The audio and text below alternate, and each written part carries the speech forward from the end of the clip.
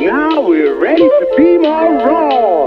Now this is the last session between Frederik Saabye from Saabye Media and the one and only Stefan Avivson, a.k.a. Mr. Raw. Mr. Raw. And Frederik Saabye. And we're back.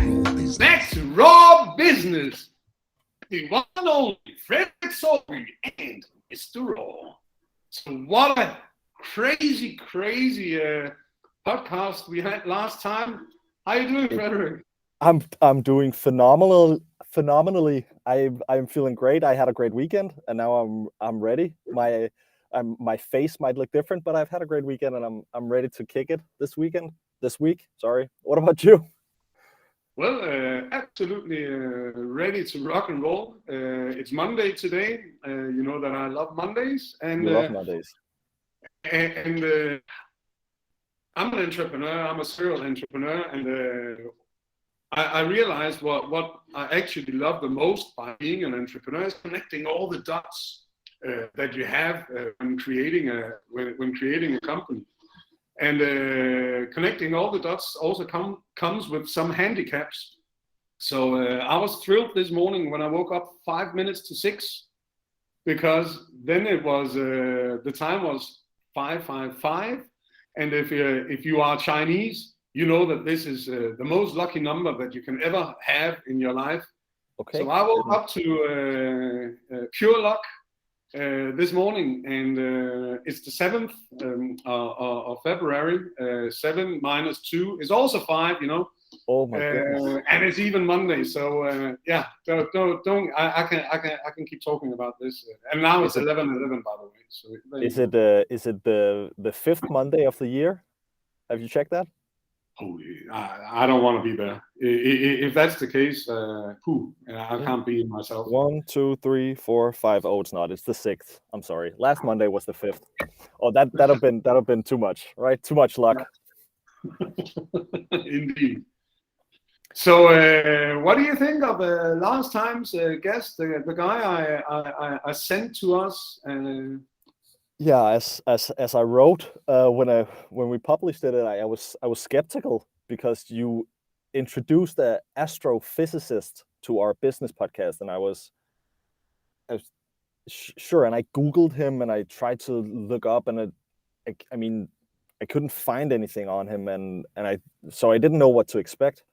It might have been me that has poor Googling skills, but I couldn't find anything on him, and I was really, you said he was a product guy and it was an astrophysicist, and I just didn't know what to expect. So when we went in and he started talking, I was completely mind blown, and I'm very happy with how the recording went, because you are basically never able to see my face, but if you were, I was just, googly eyes, and my jaw dropped because there was so much knowledge, and the ability he was exactly, and his ability to communicate it in a way that resonated and that made sense, and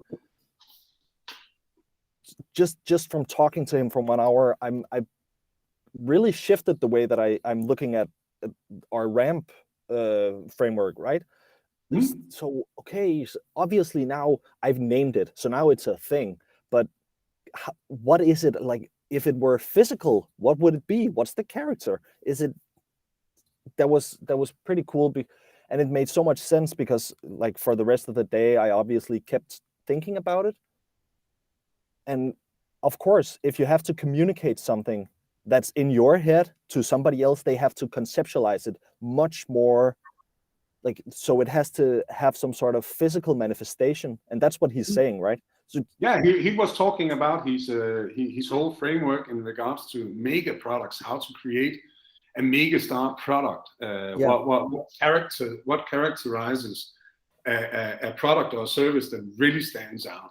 Yeah, and from what I understood and from what I got from it, it was, if you want to get that megastar product, it has to some way be, somebody has to be able to kind of touch it, right? Resonate with it. Resonate, yeah, and on the lowest resolution, if you were to produce a little figure or a little whatever. For example, the example he had with the big data company that had James Bond, like they could bring a James Bond character and say, this is our product, you can physically touch this. And so, and that something clicked for me there, and it made me think differently about the product that or the service solution kind of product that we're selling, right? And the whole, I tried to explain it to my dad yesterday, and I just, and you know, I've been doing this for 3 years almost, and I haven't been able to fully explain it to Tell him him what you're doing. exactly. And now and now I said, well, what we kind of do is we get some input, and it's kind of a big machine that translates this input we get from customers to something that people resonate with, right? So I had this kind of machine, or that was kind of my first thought, as I said to you too, like the assembly line kind of idea. That so, and then we get something in here, and then we tweak this handle and do that, and so the creative and the text and the positioning and so that's kind of all the handles that I can turn in this machine. And it's just, he was like, oh, now I see it, right? So it's just kind of a acid test of what Erik was talking about. And like, my dad is 72. It made sense to him, right? Yeah. So it was completely amazing. And I mean, I managed to ask him 3 questions, and I got so much from it. So it was really, really great. And if you know those kinds of people, Stefan, please invite more. I will do my best. What I find most intriguing in regards to last time, in regards to Megastar products, one thing is now we in Saabye Media are working with what character we should emphasize. But what I find the most interesting is that we are part of. He was also talking about, you have the present, and then you have the past, and you have the future, and you need to be somewhere in between. And what we are literally delivering to companies, now we're focusing a lot on SaaS, B2B SaaS companies, is all these guys are already on LinkedIn and following people, not that I'm a big guy, but following people like me. I made 4 SaaS companies, so I know a little about it. But the point is that due to our work, that now I'm doing a lot, showing a lot of social media content, people realize that the real way to get traction in your market is to become social first, and that, I believe, makes our possibility to actually create a Megastar product with our services is exactly that part, because I know that both I and I would say any founder who is in a B2B SaaS or just a B2B company, if you're on LinkedIn, you can see that there are guys who are actually saying clever shit. And they're nice to follow, and they're nice to trust. And when you have people that are nice to follow and you can trust, and you actually deliver one part that they are in need of in their journey, then it becomes natural to make the right choice for a company. Because if we are capable of inspiring people to become to focus on social media in the first instance, then we know by fact that you will become dressfully successful.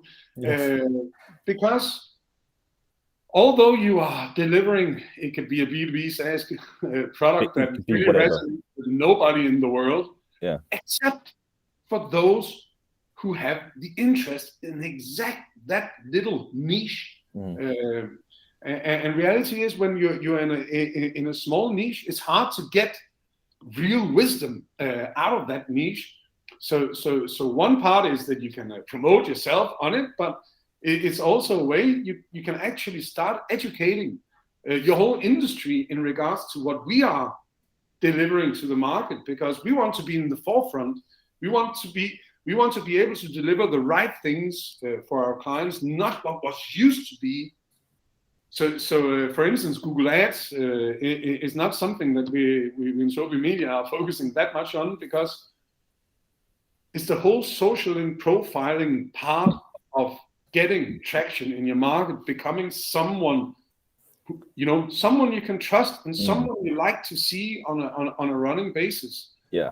Giving you actual value instead of just selling. That yeah, exactly, and that's what you said with Google Ads, right? People pass through Google. Decisions are made everywhere else. I mean, nobody. I mean, you're not going to sell a 200K a year product, B2B SaaS product, from ranking the highest on Google. That's not how it works. So, okay, I pay 14 kroner a click on Google Ads. That's 2 more than my competitors. Now I win. That's not how it works. Decisions are made everywhere else. And the thing with the social first kind of idea is that we're going to be the ones that's motivating the Google searches, right? So we'll win way before they go to Google. And that's the interesting thing. I saw a post. Of course, you need to be present on Google when they start searching for your products, but that's secondary. There was not really. You're not really going to need that, because what happens is you see the direct traffic goes up. So they're not even Googling, or if they are, they're Googling the brand, but they're going directly. I can see it with my own websites, right? I only have one, but with my own website, I can see it for several of our customers. The direct traffic just goes up. The bounce rate, 25%. Time spent, 4 minutes plus. It's so good traffic that comes that way, and you can't. The only way to influence that metric is by doing good marketing, right? You can't inflate it if you just post more money into something. You can't do that. So spending should be depending on your marketing budget, obviously, but I'd say less than 10% of your marketing budget on Google, for sure. So what happens when you go social first? Do you have any KPIs on it? Or? I do have some KPIs actually, and just pulled them last week. It's pretty cool.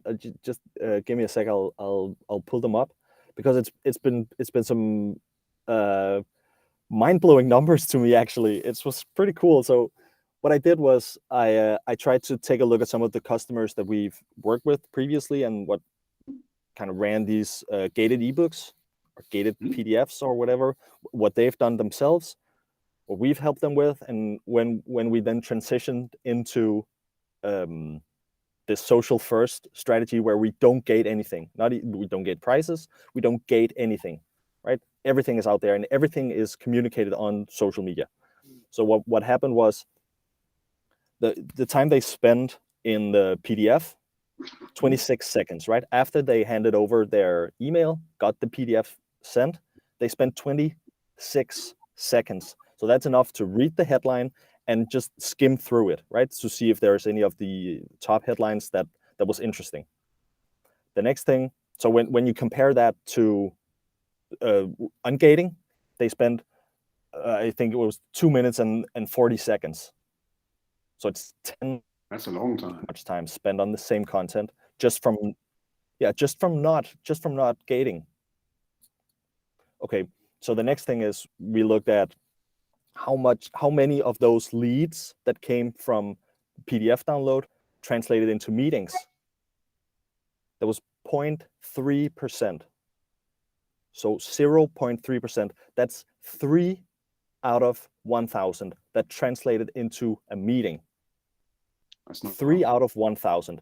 That's so little. It's insane. So you're paying, let's say, 250 Danish kroner for a lead, and you get 3 meetings. That's not even revenue, right? That's just 3 meetings. I can't even do the math. How much is that? 250 times 1,000. How much is that? That's 250,000. That's 250,000, right? So you just spend that, and you get 3 meetings.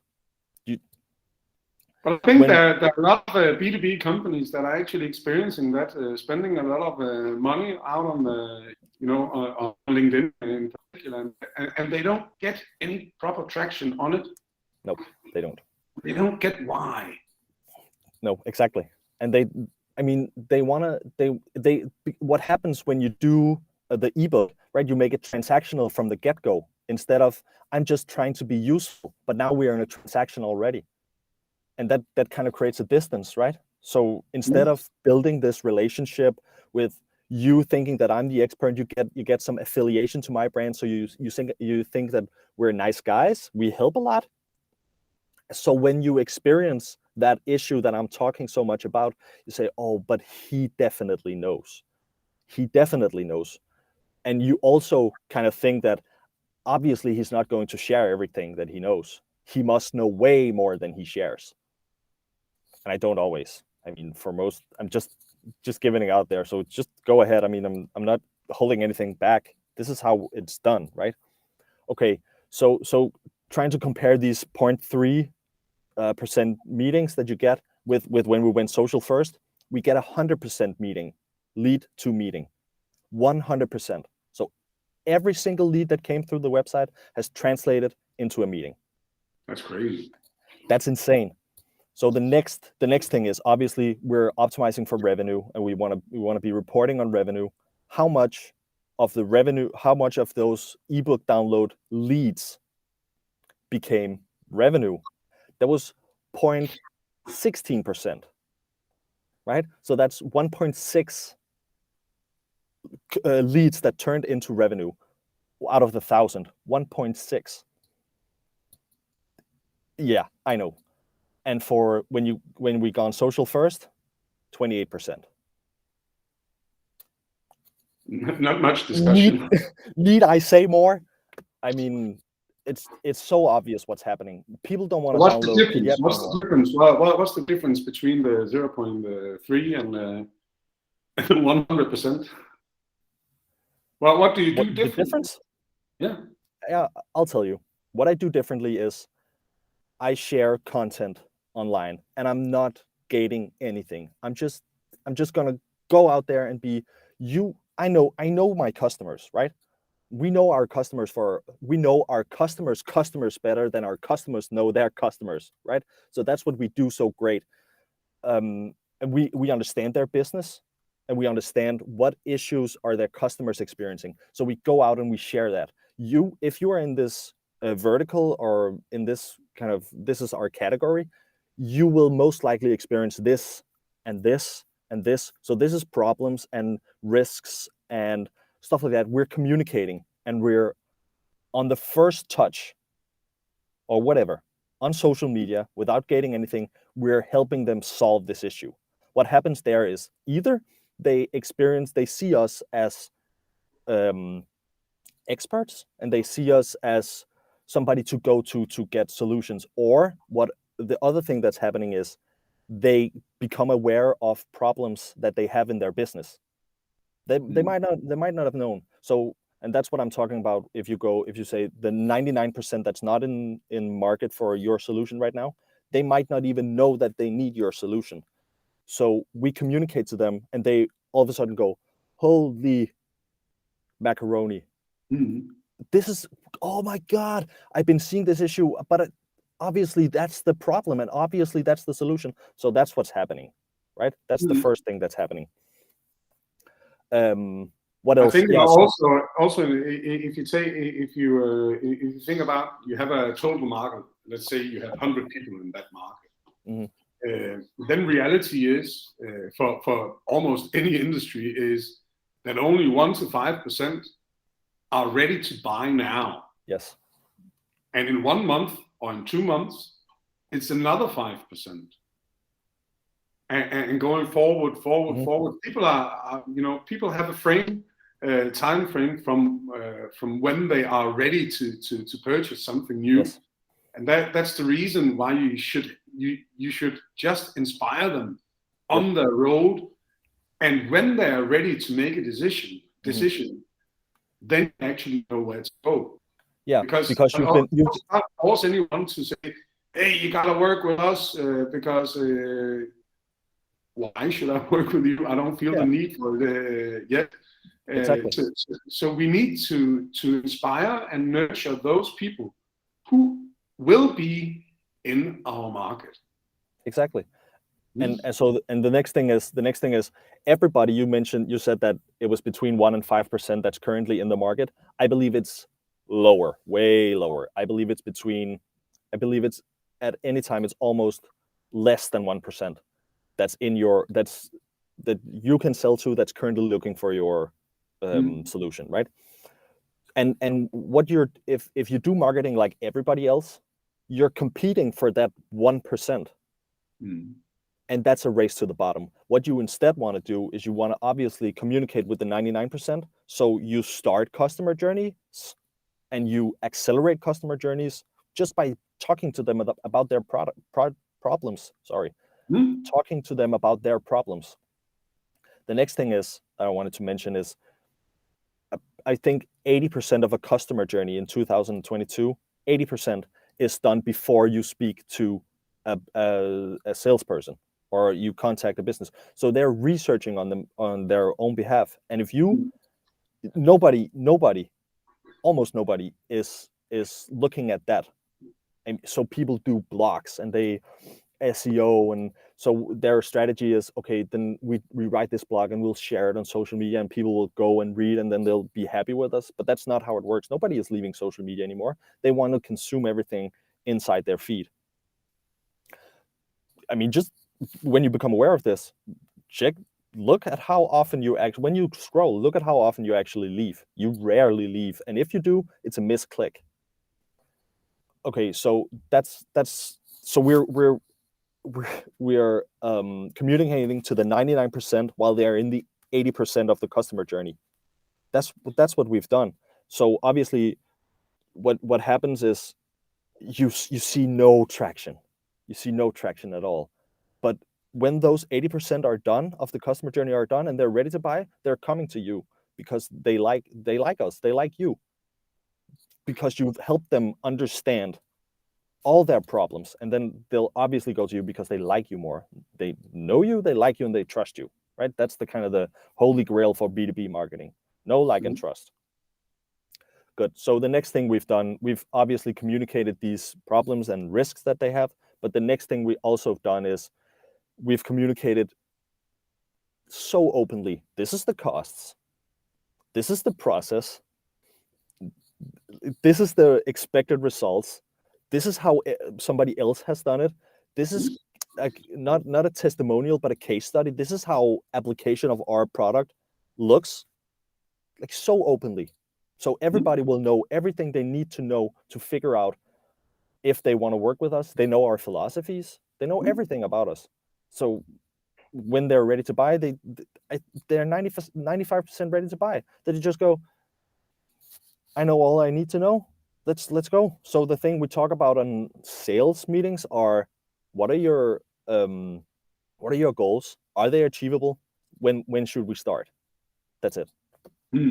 So that's what happens. And actually helping them. Cycles I would say actually helping them to enable them to get such activity activated in the company by helping them. I just had a client meeting with Be More Raw, and the woman that we presented to, she already had it in her mind. I want this, and after I presented it, it just makes completely they want to change their strategy. They're an IT consultant and they have around 100 clients, and they are just selling whatever people want to buy.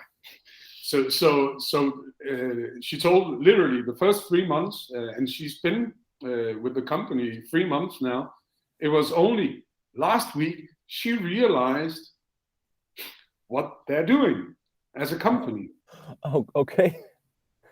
And this is the marketing and sales person in the company who hasn't learned because they actually don't know, because they were just selling, So of course she loved the reality check because she wants to find out, okay, what do we believe ourselves that we are selling, and what do our clients believe they've been buying from us? Because then she can start structuring on what in reality are selling. But her issue is not that, because she wants to buy, she saw the holy grail in us. Thank you. But her challenge is not that she wants to buy. Her challenge is to persuade her CEO that this is the right journey for them. Yeah, but that's super cool, right? That thing you say there. So when you had this meeting with her, she basically didn't need to get this whole this is how the process works, right? She was ready to buy, just like that. She wanted to understand how she can tell her boss that this is the one right solution for them to go on. Exactly, and that was just going to be my point. She didn't need from you to hear this the process. She was ready to buy. She could see it. She was ready to buy. So what happens is instead of you having to go to the CEO and kind of convincing him to buy from you, you will have her on the inside, and she's going to be your salesperson. He literally asked inside us the company. Help me sell your product internally. Yes, and that's what happens. Because she knows everything. She even, like, you have your prices very visual, right? Very visible. Sorry, there, like, it's everywhere. You know, we're doing a gap analysis. This is how much it costs. This is how much per interview. She knows everything. Now she just needs to build the business case to show to her boss.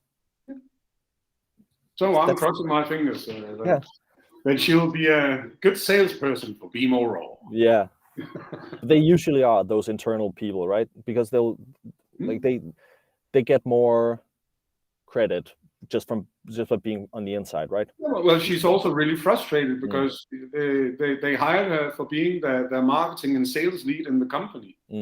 And when you don't know what you're selling, then it's pretty frustrating, you know. And but that's what, anyway, our product enables. It helps you to understand why the fuck you're working, why you're doing what you're doing. Yeah. And the more I think about your solution, right, the more it just kind of becomes all consuming, because what I see a lot is, and obviously I see it from the marketing side, but marketing just goes tactics, right? We're gonna do Facebook ads and Google ads and LinkedIn, and this is the tactics, right? But they don't think about this, like the strategy. What's our positioning? What's our messaging? What's our promotion strategy? Like this whole thing that's actually marketing and not just digital sales. Well, that's what you bring in. That's what I bring in. But that's what you enable them to, right? That's, I mean, the more I just hear about it and think about it, your product should have been on the market fucking 150 years ago. I mean, that would have been nice. Yeah. Make me an old man, but that would have been nice. Don't worry, man. It's So yeah, because what I realized this weekend, I just posted on LinkedIn as well, and because I used it in some of the pitching towards clients. We're not selling, we're just presenting what you are capable of buying from us. But I realized, because we've done a lot of reality checks for a lot of B2B companies, and we have empirical evidence that there's only a 4% chance that you would agree with your clients on why they buy from you. This is like an insane, sorry to say, insane KPI. Ratio, yeah. Yeah, it's a ratio of 1 out of 25 companies actually know what they're doing. But it also means, it gives, I realized it gives some security towards our clients, because that means that there is actually a 96% chance that we will improve your situation. And if you are so lucky that we are not capable of improving your situation, that you are part of the 4%, then at least we give you the comfort and the evidence that what you're doing is correct. Yeah. Keep on running. I love it. Yeah, man. It's yeah, it's really, it's the way I look at it. It's become just more and more fundamental, right? So it's just that's where you start. You understand this. You can't build a strategy around tactics. It's gotta be the other way around. You gotta have your strategies. You figure out price, product, messaging, positioning, all that. Yeah, all that. and it has to be based in the reality, right? Obviously, in the raw, has to be based there. Yeah, but it's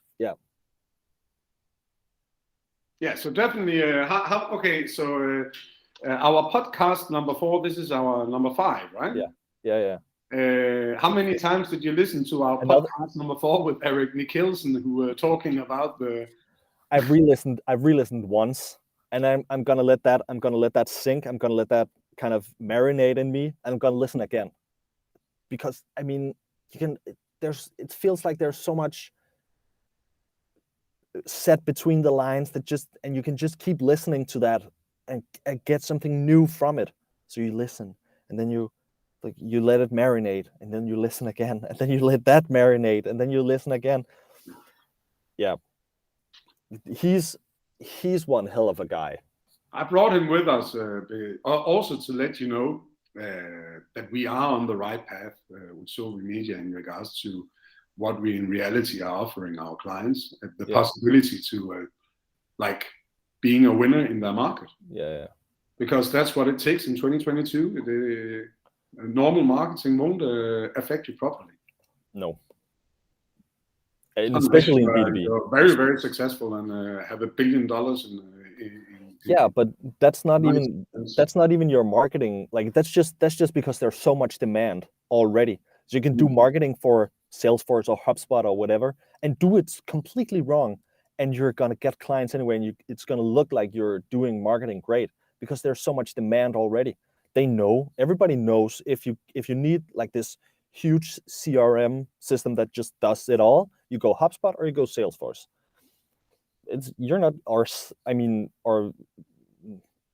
So you're not necessarily doing your marketing right just because you manage to attract clients with digital marketing for those or for Slack or whomever. Especially if you think that a 0.3% lead conversion. Lead to meeting. Yeah.